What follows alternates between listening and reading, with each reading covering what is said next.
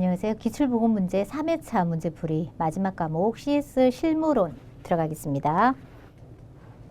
61번 인상 형성과 관련해 다음 보기의 설명에 해당하는 용어는 보시면 어떤 사람에 대한 초기 정보가 나중에 정보보다 그 사람에 대한 인상 형성에 큰 비중을 차지한다. 이거는 뭐죠? 처음 들어왔던 정보가 굉장히 강력한 영향력을 행사하는 거죠. 이걸 갖다가 우리가 초두 효과라고 하고요. 자, 맥락 효과, 콘크리트 법칙, 인지적 구두쇠 이론, 부정성 법칙 다 한 번씩 한 번 이상의 시험 문제 나왔던 문제예요. 그래서 각각 다 기억을 해 놓으셔야 되는데 간단히 설명하면 맥락 효과는 처음에 받았던 이 정보가 그 다음 판단에도 맥을 잇는다는 의미예요. 콘크리트 법칙 같은 경우는 처음에 강하게 각인된 그 상황이 굳어버려서 그대로 받아들인다는 거. 그걸 갖다가 콘크리트 법칙. 부정성 법칙 같은 경우는 사람들은 긍정적인 요인보다는 뭐죠? 부정적인 걸 더 오랫동안 기억을 한대요. 그래서 우리가 마음에 입은 상처는 오랫도록 기억하지만 행복했던 순간이나 이런 부분에 대해서는 생각나세요? 이렇게 얘기하면 잘 얘기를 못하죠. 그죠? 좋았던 기억보다는 안 좋았던 기억을 더 오래 기억하는 게 부정성 법칙. 인지적 구두쇠 효과 같은 경우는 우리가 상대방을 판단할 때 가능하면 힘을 덜 들이고 판단을 한대요. 에너지를 덜 쓰고 판단하기 때문에 오류가 날 가능성이 많겠죠. 그죠? 그래서 각각에 대한 용어 다 기억을 해 주시고요. 62번 불만 고객 응대 방법 중 고객에게 문제가 있는 경우의 처리 방법 중 가장 거리가 먼 것. 하나는 고객에게 문제가 있는 게 아니라 기업 입장에서 문제가 있는 거죠. 그죠? 적극적인 자세로 응대한다. 이거는 뭐죠? 기업 측면에서의 어떤 문제점이라고 보시면 돼요. 우리가 고객에게 문제가 있을 경우에 응대할 때는 주의할 상황이죠. 고객의 자존심이 상하지 않도록 배려해라. 고객이 이야기하는 도중에 절대 변명하지 않음. 무엇이든지 모두 다 이야기할 수 있도록 진지하게 경청. 고객의 잘못에 대해 반격하지 않고 간접적으로 인지하게 함. 이렇게 해야 된다는 거 기억하시면 되겠습니다. 그래서 기업에 문제가 있을 경우에 방금 나왔던 문제가 적극적인 자세로 응대한다. 이 부분이었죠. 그죠? 고객 입장을 동조하면서 긍정적으로 듣는다. 그 다음 변명하지 않는다. 고객 입장이 되어 성의 있는 태도로 한다. 그죠? 감정적인 표현 및 노출은 피하고 일보 후퇴하여 냉정하게 검토한다. 즉각적이고 솔직하게 사과하는 게 먼저죠. 그죠? 사실 중심으로 명확하게 설명하고요. 신속하게 처리하는 게 기업에 문제가 있을 경우, 그다음에 고객에게 문제가 있을 경우는 위에 나왔죠. 그죠? 참고하시면 되고요. 그다음에 63번. 다음 중 파워포인트 자료를 제작할 때 유의할 점으로 가장 거리가 먼 것을 찾아야 돼요. 우리가 환경에 따라 배경 색상이 안 보일 때가 있죠. 그죠? 그 글자가 안 보일 경우 배경 색상을 조정해야 되죠. 그래서 어두운 곳에서는 흰색의 검정색 글씨가 가장 좋죠. 그죠?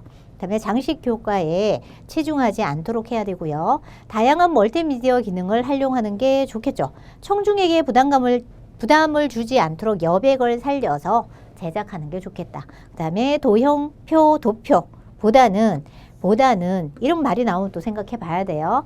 텍스트를 사용하여 이해하기 쉽게 전달한다. 우리가 텍스트로 전달하면 보기가 좀 어렵잖아요. 그죠? 그래서 간결하게 한눈에 가시적으로 보여지게 도표나 표나 도형으로 만드는 게 훨씬 더 좋다. 그래서 5번이 틀렸습니다. 64번. 일반적으로 기업에서 실시하고 있는 교육 훈련 방법 중에 다음 보기의 설명에 가장 부합하는 걸 찾아야 되죠. 그죠? 독서나 자기개발 활동이에요. 자기 스스로 공부한다는 얘기죠. 그죠? 활동과 같이 담당 업무와 직접적인 관련성은 없지만 학습자의 역량 향상에 장기적으로 도움이 되는 학습자 중심의 의도적인 활동, 그 자기 주도적인 활동이라고 보시면 되죠. 그죠? 이걸 갖다가 우리 뭐라고 해요? 오프 JL이라고 해요. 온라인으로 하는 게 아니잖아요. 독서는 책을 받아서 오프라인 상에서 읽어보는 거죠. 그죠? 그래서 오프 JL이라고 한다. 기억하시면 되고요.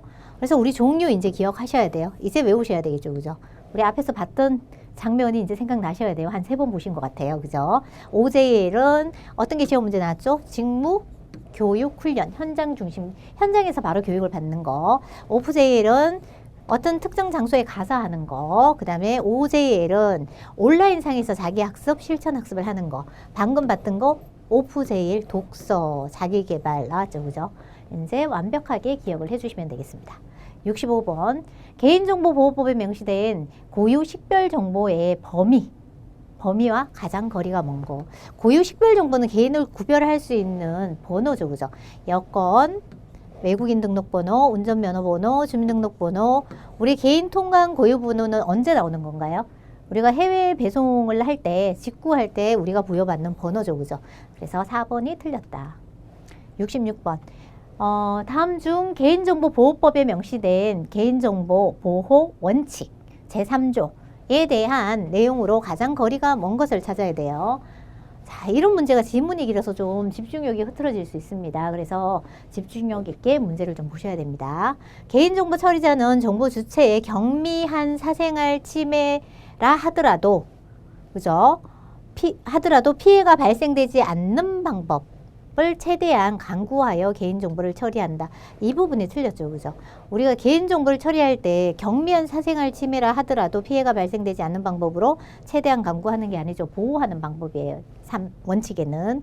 그 다음에 정보의 처리 목적에 필요한 범위에서 개인정보의 정확성, 완전성, 최신성을 보장하도록 해야 된다.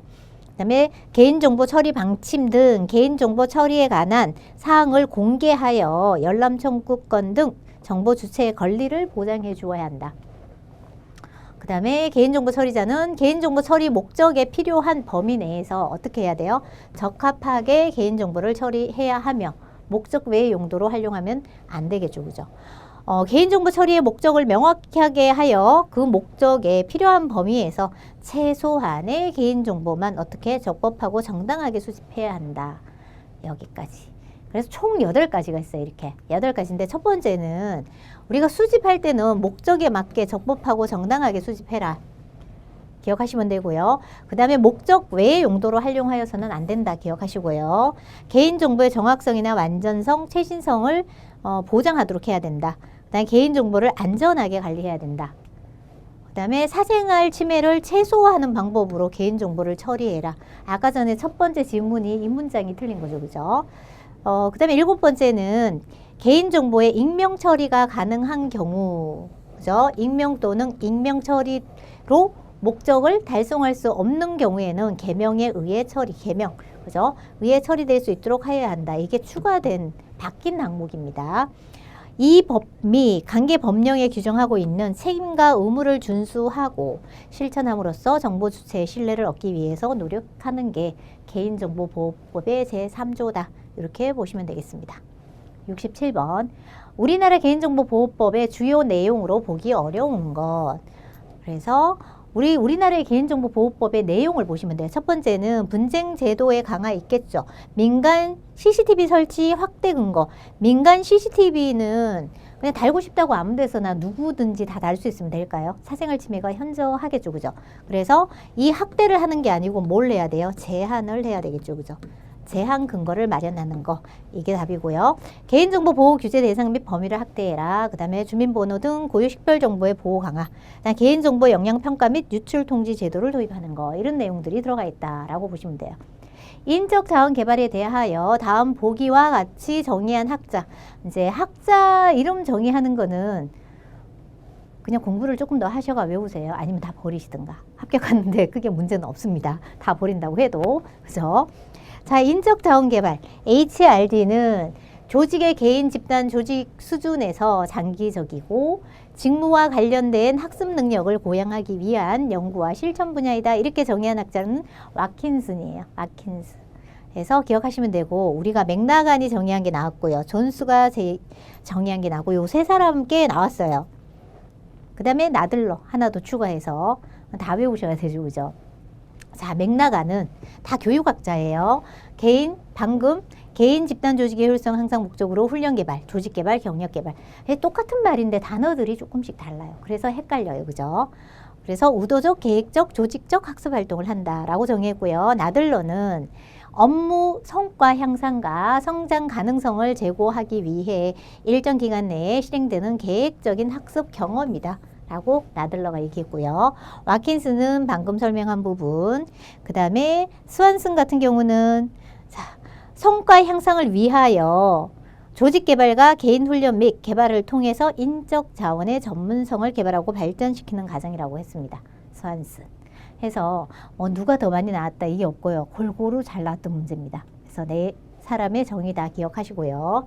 그다음 69번. 보기 중 소비자기본법 제70조의 단체 소송의 대상과 관련해 공정거래위원회에 등록된 소비자단체 요건을 모두 찾아라 라고 됐죠. 그죠?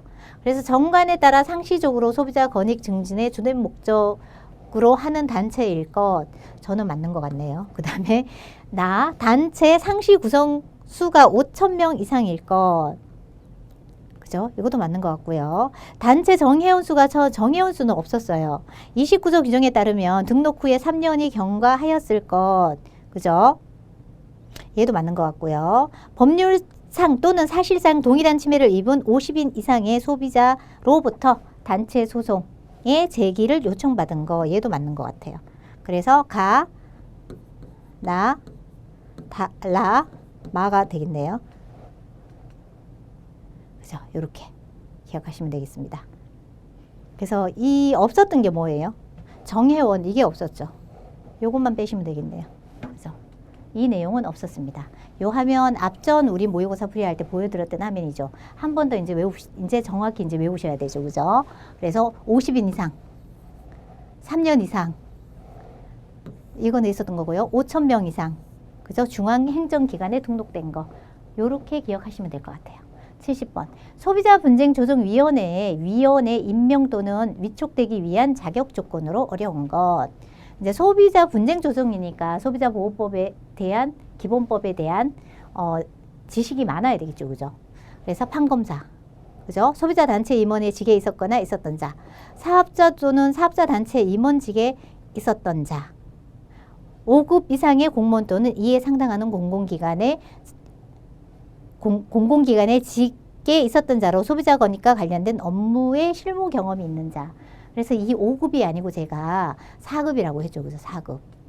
그래서 얘가 틀린 거. 다음 5번은 대학이나 공인된 연구기관의 부교수 이상 또는 이에 상당하는 직이 있거나 있었던 자로서 소비자 권익 관련 분야의 전공자. 그래서 몇 급이라고요? 4급. 자, 그죠? 그 다음에 71번 들어가겠습니다. 소비자기본법상 명시된 소비자단체 업무죠. 그죠? 소비자단체 업무예요. 대한 내용으로 가장 거리가 먼 거. 소비자단체는 규정에 따른 조사 분석 결과를 공표할 수 있다. 소비자단체 공표되는 사항 중 물품 등의 품질, 성능, 성분 등에 관한 시험검사로서 전문적인 인력과 설비를 필요로 하는 시험기관 검사인 경우에는 대통령령이 정하는 시험검사기관에 시험검사를 거친 후에 공표할 수 있다.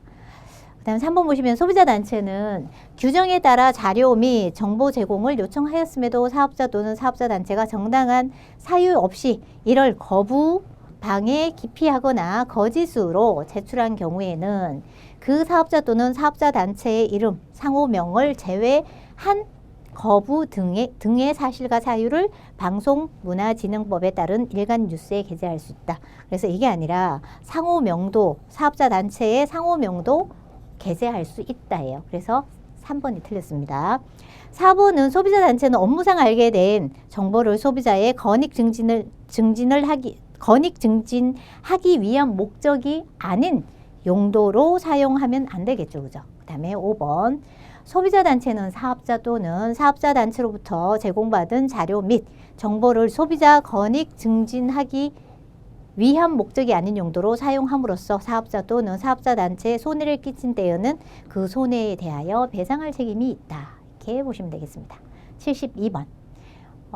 다음 보기의 내용에 해당하는 것. 국가 및 지방자치단체는 소비자의 기본적인 권리가 실현될 수 있도록 소비자 권익과 관련된 주요 시책, 주요 결정사항을 소비자에게 알려야 한다. 어떤 권리를 충족하고 있는 거예요? 소비자에게 정보를 제공하는 거죠. 그죠? 정보 제공. 자, 우리 조금 더 살펴보면 이제 광고의 기준을 정하는 거. 가장 광고 하면 안 되겠죠. 그죠? 광고 표시는 어떻게 해야 되는지, 크기는 얼마만하게 해야 되는지 뭐 이런 부분. 거래의 적정화 같은 경우는 거래 조건을 우리가 맞추는 거죠. 거래 방법 이런 것들. 소비자의 능력 향상은 소비자 교육을 시켜주는 거 나라에서. 그 다음에 개인정보 보호도 우리 국가에서 해야 되는 책무에 해당되겠죠. 그죠? 그다음에 정보 제공은 여기에 해당된다. 각각 연결하는 거 다 시험 문제 잘 나왔으니까 기억하셔야 돼요. 자, 컨벤션 용어 중 공식적인 회사에서 다루어질 주제, 의제를 우리가 아젠다라고 하죠. 그죠? 이거는 뭐 그냥 상식적으로 웬만하면 다 알고 있는 분이 있는 거죠. 그죠? 아젠다. 얘만 시험 문제 나왔으니까 기억하시고요. 1번. 그 다음 74번. 소비자 기본법 및 시행령의 기본 개념과 정의에 대한 설명으로 올바르지 않는 것을 찾는 거예요. 올바르지 않는 거. 1번. 소비자라 함은 사업자가 제공하는 물품 또는 용역을 소비 생활을 위하여 사용하는 자 또는 생산 활동을 위하여 사용하는 자로 대통령령이 정하는 게 맞죠. 그죠? 그 다음에 2번. 사업자라 하면 물품을 제조, 수입, 판매하거나 용역을 제공하는 자를 말한다. 맞죠. 소비자 단체라 하면 소비자의 권익 증진을 하기 위하여 소비자가 조직한 단체 맞고요. 자, 그 다음 사업자 단체라 하면 2인 이상. 그래서 요 2인 이상이 또 시험 문제 나온 적 있어요. 2인 이상입니다. 2인 이상의 사업자가 공동의 이익을 증진할 목적으로 조직한 단체는 사업자 단체. 2인 이상만 되면 된다. 제공된 물품 등 농업업 활동을 위하여 사용하는 자는 소비자 범위에서 제외되는 게 아니라 똑같이 소비자 범위에 준용한다. 소비자로 준용한다라고 되어져 있어요. 법상에는. 소비자로 보는 거죠. 그죠? 그래서 일반적으로 우리가 소비자는 이렇게 정의를 하고 있고요. 뭐 소비생활자, 정책적 소비자 이렇게 나타내주고 있는 거예요. 그래서 우리 조금 전에 나왔던 이 부분도 그러니까 농업이나 어업 활동을 하는 이 사람들도 다 포함해서 소비자 범위 내에 집어넣어서 본다라고 보시면 되겠습니다. 자, 75번 국제 비즈니스 에티켓과 관련해 올바른 테이블 매너에 대한 설명으로 거리가 먼 것을 찾는 거네요. 1번. 규모가 큰 레스토랑을 이용할 경우 사전에 미리 예약하죠. 중요한 비즈니스와 관계된 경우 옷차림 격식에 갖추어 참여하는 것이 예의다. 테이블 상석은 연령이나 직위를 기준으로 하되 직위보다는 연령이 우선일까요? 우리 앞전 회차에서 풀었죠. 그죠? 직위가 우선이에요. 직위가 우선. 그 다음에 조건이 다 똑같다 그러면 뭐예요? 여성이 우선. 이렇게 보시면 돼요. 서양의 경우 부부가 함께 동반했을 때 사각 테이블을 기준으로 마주보는 게 맞고요. 우리나라는 나란히. 식사 주문 시에 메뉴판에 모르는 음식이 있을 경우에 음식에 대해서 웨이터에게 물어보는 것은 크게 예의에 어긋나지 않죠. 그죠? 그 다음에 76번. 사회 문화에 따른 구성원의 가치관과 이에 대한 행동의 연관성에 대한 설명으로 홈스테드가 제시한 문화 차원 이론의 5가지 이론에 포함되지 않는 것은 권위주의, 경험주의, 불확실성, 회피성, 그다음 남성적, 그다음에 개인주의적 해당되지 않는 게 뭐가 있을까요? 경험 중심적 성향 얘가 빠지는 거예요. 그래서 권위주의적, 그다음 불확실성, 회피성, 남성성, 여성성이라고 보기도 해요. 개인주의적, 집단적 뭐 이렇게 보기도 하고요. 그래서 이렇게 나타난다는 거. 그래서 개인주의 성향, 권위주의 성향, 불확실성, 회피성 성향, 남성적 성향, 시간 성향 이렇게 앞에 없었던 게 시간 성향이었죠. 그죠? 해서 각각 기억하시고요. 77번. 콜센터 업무 성격에 따른 분류 중 인바운드 콜의 활용 사례와 가장 거리가 먼 것. 이는 뭐죠? 밖에서 안으로 전화가 들어오는 거죠. 기업적으로. 고객이. 그죠? 고객이 기업적으로 전화를 한 거라는 가정하에서 문제를 풀어보시면 상품의 신청, 상품의 문의, 가입 접수, 만족도 조사, AS 센터 위치 안내. 만족도 조사는 기업에서 반대로 고객한테 전화를 하는 거죠. 그래서 아웃바운드에 해당된다. 이렇게 보시면 되겠습니다. 그래서 우리가 쫙 보시면 이렇게 시험 문제 나왔던 게 많죠. 그죠?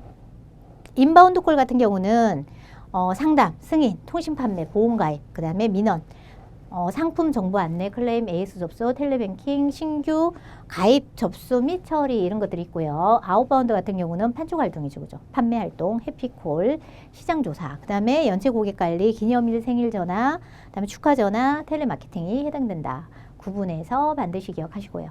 그 다음에 78번. 비즈니스 상황에서 지켜야 할 전자우편 네티켓에 대한 설명으로 올바른 것을 찾는 거예요. 1번. 약어 소구 사용을 통하여 보다 명확한 의미가 전달될 수 있도록 하시면 되나요? 사용하시면 안 되고.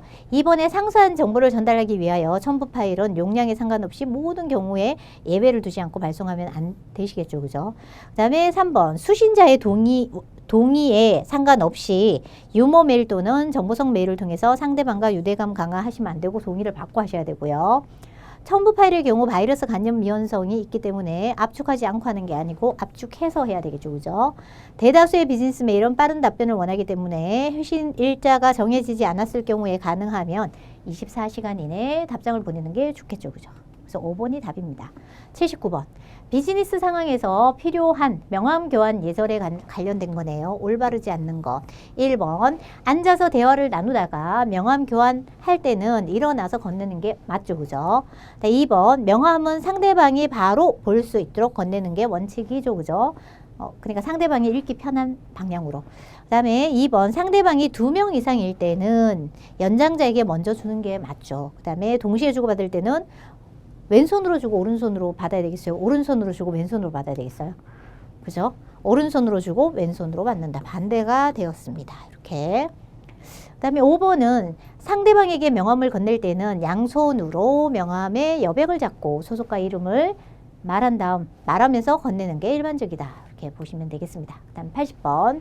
앤토니 제시한 콜센터 아웃바운드 성과 지표와 거리가 가장 먼 것은 하나가 인바운드에 대한 거예요. 그래서 판매 건당 비용, 시간당 판매량, 시간당 접촉 횟수, 그 다음에 1인당 연간 평균 비용. 그러니까 인인지 아웃인지 보면 되겠죠. 그죠? 근데 80%의 콜에 대한 응대 속도는 뭐죠? 응대한 거잖아. 이거는 인바운드에 대한 거다. 이렇게 기억하시면 되겠습니다. 그래서 여기에 있는 내용이 지금 아웃바운드 여기랑 섞인 거죠. 그죠? 그래서 기억을 해주면 되고요. 그 다음 81번. 콜센터 조직의 일반적인 특징과 가장 거리가 먼 것. 콜센터는 개인 편차가 크죠. 특정 업무를 선호하겠죠.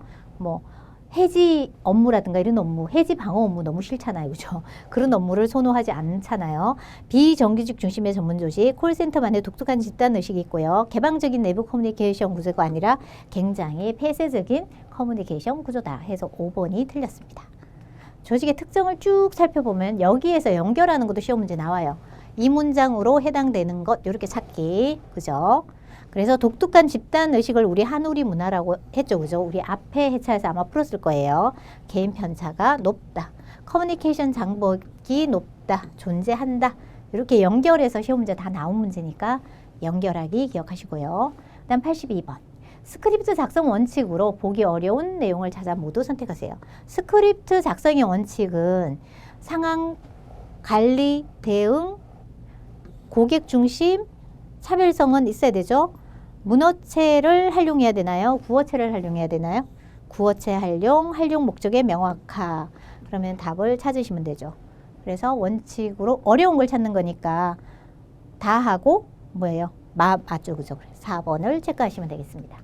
그래서 보시면 이렇게 많습니다. 그죠? 활용 목적의 명확화 시험 문제 보기 연결하는 거 나왔고요. 간단 명도 나왔고요. 이해 가능하게, 유연성 있게 끊어읽기 등 활용하여 대화의 흐름을 유연하고 자연스럽게 하는 거고, 그 다음에 설득 시험 문제 잘 나오는 문제. 설득을 할 때는 어떤 시간에? 짧은 시간에 해야 돼요? 긴 시간에 해야 돼요? 긴 시간이 아니라 짧은 시간에 설득해야 된다. 기억하고요. 그 다음에 고객 중심, 기업 중심 이거 잘 나오겠죠. 그죠? 기억하시고 상황 대응해야 되고 상황 관리도 해야 되고 차별적으로 해야 되고 그 다음에 우리가 해야체를 활용한다. 이 해야체에서는 사용하는 방법에서 차트식은 예, 아니요에 따라서 하는 거고요. 해와는 상대방과 대화하면서 진행하는 거, 혼합은 차트 플러스 해와를 같이 하는 거. 그래서 무슨 체로 작성돼야 돼요? 구어체로 작성이 되어야 된다. 이 정도로 기억하시면 되겠습니다. 그다음 83번. 바람직한 경어 사용을 위한 방법 중 간접 높임의 올바른 사례와 가장 거리가 먼 거. 팀장님 말씀이 옳으십니다. 고객님 수선한 옷이 나오시면 될까요? 그냥 나와야 되죠. 그죠? 사물한테는 존칭, 경칭을 쓰지 않는다. 이렇게 보시면 되겠습니다. 사모님께서도 독감에 걸리셨습니다. 그 하자와 중요한 연관관계가 있는 경우 부장님 양복이 참 멋있으시네요. 현재 고객님의 재정 상태는 넉넉하십니다. 쓸 수 있는 거고 이 사물에게는 쓰면 안 되고 커피도 나오시면 안 되죠. 그죠? 이렇게 84번 바람직한 전화 응대 자세에 대한 설명으로 가장 올바르지 않는 것은 1번. 상대를 마주보고 대하는 것처럼 정중하고 친절하게 응대하는 게 맞겠죠. 그죠? 그 다음에 도중에 전화가 끊어졌어요. 그러면 상대방이 전화를 먼저 걸었다고 하더라도 기다리지 말고 즉시 통화한다. 먼저 건 쪽에서 걸어야 된다. 끊어지면 원칙이에요. 그래서 2번. 원칙이 없으면 전화가 서로 하면서 왜요? 통화 중에 막 계속 되잖아요. 그 연결이 또 안 되잖아요. 그래서 원칙을 지키는 게 더 신속하게 통화할 수 있다. 그다음에 3번은 통화 중 상대방을 기다리게 할 때는 대화 내용이나 소음이 들리지 않도록 소화기를 손으로 가리거나 대기 단추를 누른다. 그다음에 4번은 전화기 옆에 필기도구를 준비해서 항상 메모할 수 있도록 해야 되겠죠. 5번은 전문 용어 사용은 가급적이면 자제, 쉬운 용어를 쓰는 게 훨씬 더 좋다. 그죠? 그다음 85번. 코칭의 장점에 대한 설명으로 가장 올바르지 않는 것을 찾는 거예요. 그죠? 코치와 학습자가 코칭은 동시에 성장해요. 동시 성장이 키포인트. 1대1로 지도함으로 교육 효과가 높겠죠. 코칭은 업무 수행 성과에 직접적으로 관련되어져 있겠죠. 상하 간의 커뮤니케이션 능력을 향상시킬 수 있다. 코치와 학습자 간의 계약 관계는 학습 능률을 향상시킬까요? 굉장히 부담되겠죠. 그죠? 이 계약 관계가 부담이 된다라는 게 이게 단점이다. 이렇게 보시면 되겠습니다. 그래서 답은 5번입니다. 86번. 판매자 측의 잘못으로 발생하는 고객 불만의 원인과 가장 거리가 먼 것은 판매자 측이니까 어느 측이에요? 기업 측면이죠. 그죠? 무성의한 적격행위, 잘못된 애프터 서비스, 고객에 대한 직원의 인식 부족, 상품 지식의 결여로 인한 정보 제공의 미흡, 제품, 브랜드, 매장, 회사 등에 대한 고객의 잘못된 지식과 인식은 누구 잘못이에요? 5번은 고객이 잘못이죠. 이 나머지는 판매자 측의 잘못이죠. 그죠? 이런 것들은 뭐 구분 가능하시죠. 그 다음에 87번. 시인이 제시한 고객 불평 행동 유형 중 사적 행동과 가장 거리가 먼 것은, 그죠? 해당 회사에 전화를 걸어서 항의를 한다. 맞죠? 손해배상 청구 법원 소송을 제기하는 것은 사적인 거예요? 공적인 거예요? 공적인 거죠. 공적. 그 다음에 해당 회사의 다른 제품으로 교환해 달라고 한다. 해당 회사의 제품을 반품 처리한 후 환불을 요구한다.